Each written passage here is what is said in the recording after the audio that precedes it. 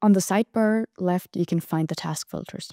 Task filters are great to configure filters and overviews of your task regarding your team, yourself, or certain projects.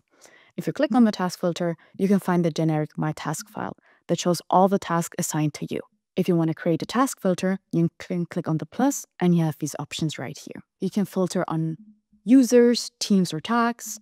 You can filter if you want to have certain projects or certain statuses of projects.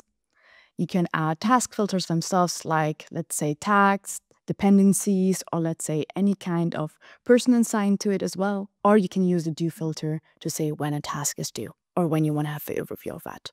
Let's create a task filter together. Let's say what's interesting for you is to know all your tasks which are up to in the next 7 days. So you say the tasks done in 7 days. Use yourself as a user.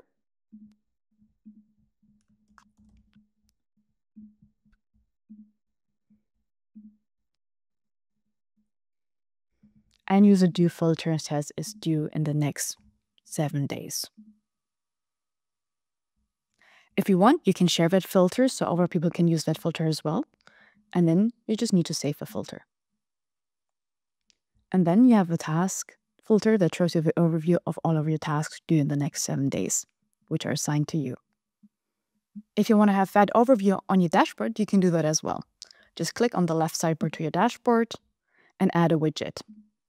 You click here on the plus, and then you can use, let's say, list of tasks, and use the selected task filter that you just created.